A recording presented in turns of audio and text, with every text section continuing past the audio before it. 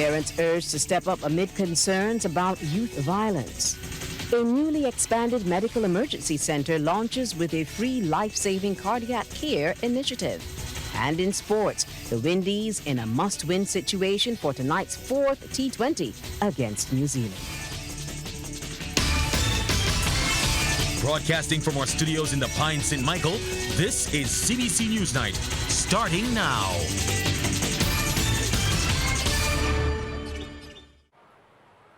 Welcome to CBC NewsNight on this November 9th Remembrance Day. I'm Kimberly Skeet. Glad you could join us.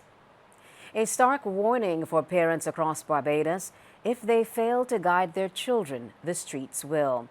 That message comes from Minister of Youth, Sports and Community Empowerment, Charles Griffith, who is voicing deep concern about the growing number of young men losing their lives to violence. Speaking at the graduation ceremony for Cohort 6 of the Barbados Youth Advanced Corps, themed Rooted in Growth and Rising in Strength, Minister Griffith urged parents to take a more active role in shaping their children's lives. CBC's Anesta Henry has that story. Minister of Youth, Sports and Community Empowerment, Charles Griffith, says the recent shooting incident at Western St. James, which left one young man dead and another fighting for his life, drove him to tears. It's why he's repeating calls for parents to raise their children instead of leaving that responsibility to the streets. The streets will mentor them if the parents don't stand up and be counted. Supposedly 15 and 16 years old, two young men that will not see the sun tomorrow. And I must tell you, I went back to my car and cried for maybe 10 minutes at the disbelief of what is happening. Minister Griffith is encouraging parents to enroll their children in programs offered through his ministry or reach out to the ministry's mentorship program or hotline for guidance. Government as a whole, we're doing plenty to ensure that young people do not have to walk the path of those two youngsters. Stories will be told.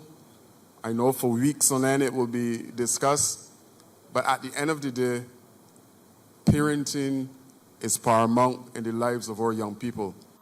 Meanwhile, Director Hallie Haynes reported that the graduation class received 33 passes in the 2025 Caribbean Secondary Education Certificate examinations, accounting for a 55% pass rate. Furthermore, I'm pleased to report that 93% pass rate in the City and Guilds program is outstanding, with some 39 males and 21 females who sat the City and Guilds examination in reading and writing mathematics. Overall, there were 29 distinctions, 33 merits, and 15 other passes, a total pass of 770. Mr. Haynes also shared some more good news. Passes for 70% of the students who enrolled in entrepreneurship and food preparation courses at the Barbados Institute of Management and Productivity. And there was a 68% pass rate for students enrolled in programs at the Samuel Jackman Prescott Institute of Technology. Anesta Henry, CBC News. Thanks, Anesta. A significant step in care for Barbadians living with or at risk of heart disease. The Medical Emergency Center, formerly the Sparman Clinic, officially launched its newly expanded state-of-the-art facility last night with the announcement of a free life-saving cardiac care initiative, Hearts of Hope. Medical Director Dr. Kim Solomon announced that the philanthropic program will provide free life-saving cardiac treatment to patients who are unable to afford care. This is an annual charitable community outreach program. So this program will commence in January 2026 with a commitment of $500,000 each year. We will be offering free life-saving cardiac treatment to 18 persons in the community who cannot afford it.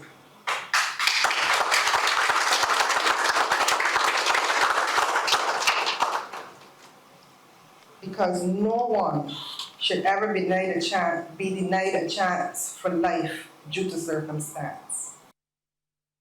Dr. Solomon noted the importance of this initiative, reporting that on average, 1 stroke is recorded every day in Barbados, and there are 3 heart attacks every 3 days. According to the medical director, these are urgent calls to attention and action, which the Medical Emergency Center is answering. The expanded medical facility introduces a team of highly trained specialists. It welcomes Dr. Alejandro Gonzalez, a distinguished Cuban physician bringing advanced expertise in emergency cardiac response and rehabilitation. Dr. Alfred Sparman, the founder of the Sparman Clinic, said he's proud to see the next generation of clinicians, led by Dr. Solomon, take charge. Today, I get to hand the reins over to someone who cares. That same passion that I have, and even more she has for people. I'm not disappearing. I'm just stepping aside a little.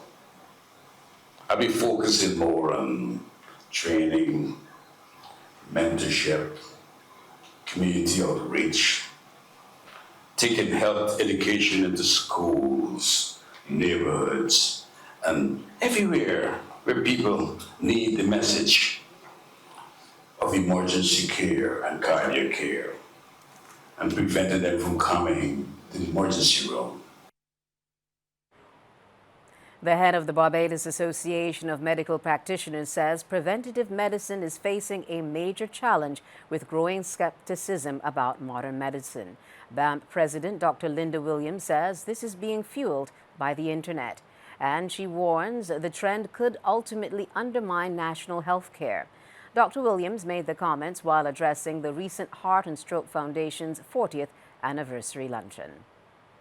Preventative medicine faces the greatest uphill challenge that it has ever faced, and our public health policies must be modified to persuade our population that what they do or do not do has long-term consequences, not just for themselves, but for the country as a whole. The Japanese ambassador to Barbados believes that lessons from Japan's Okinawan culture could help improve the health and longevity of Barbados's aging population. Speaking at a Japanese cuisine showcase yesterday, Ambassador Yosuke Miyasaka highlighted the similarities between Japan and Barbados, both nations facing a growing elderly population. He said the traditions in the Japanese island of Okinawa offer an organic blueprint for healthy aging that focuses on nutrition, lifestyle, and cultural practices that promote a long life and well-being. The healthy aging of Okinawan serves as a source of inspiration, offering a model for best practices as both our nations face the challenges of aging populations. One factor often credited with this remarkable longevity is the Okinawan diet. The island's traditional cuisine is widely believed to support the health and long life of its centenarians. But food is not only fundamental to healthy aging, it is also a profound expression of culture.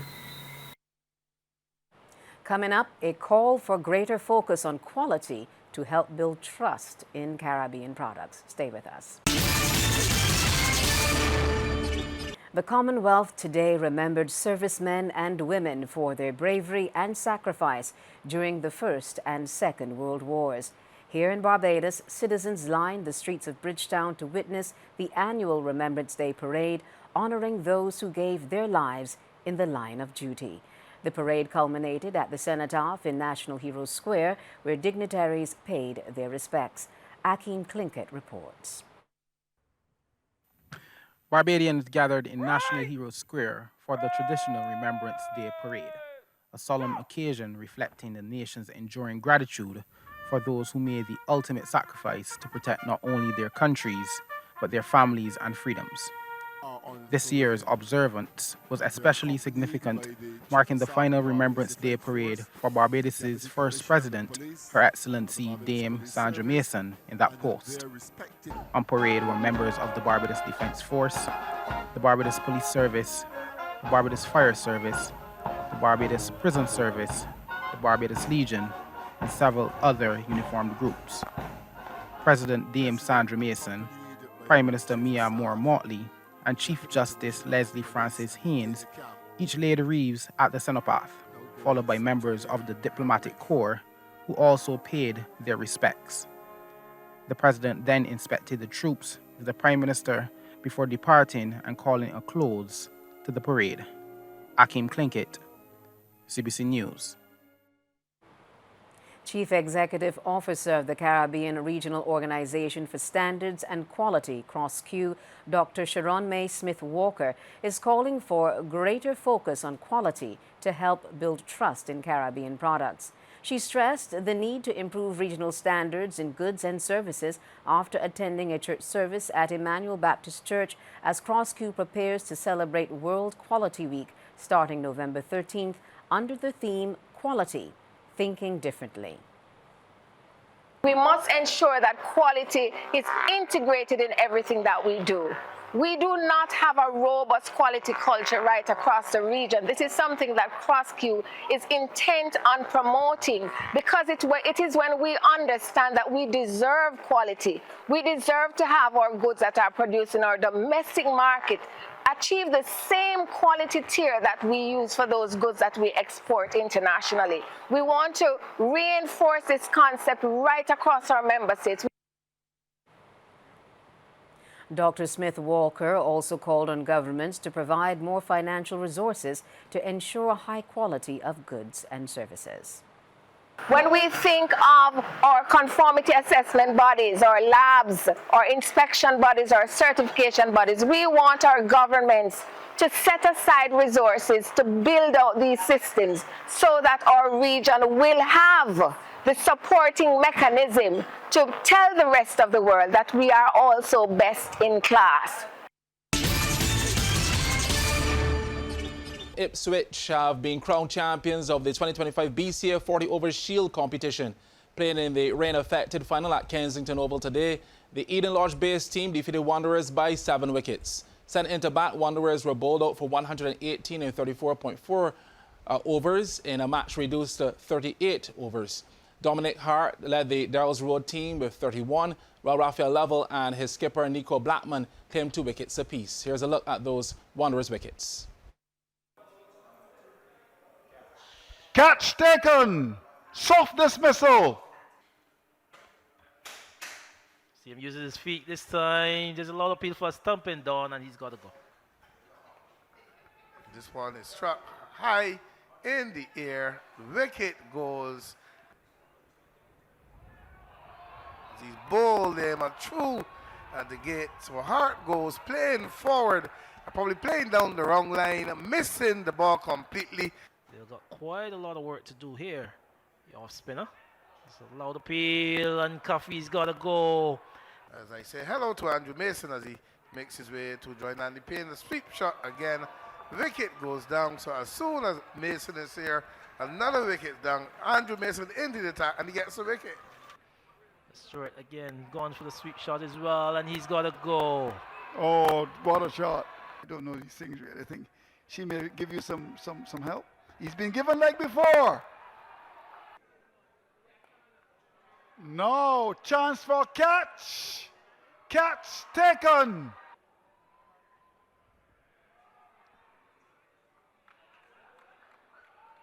So, this is not good at all. Bradshaw looking to whip the ball away.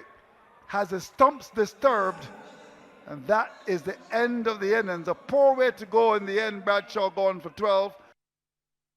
Ipswich, in reply, got home on 121 for 3 in 29.2 overs. They were led by an unbeaten 44 from Lorando Best, 40 from Jamar Lane, and 30 not out from Stefan Holder. Xavier Springer had 2 wickets for Wanderers. And that's our news. Thank you for joining us. I'm Kimberly Skeet. Do enjoy the rest of your evening. Windies.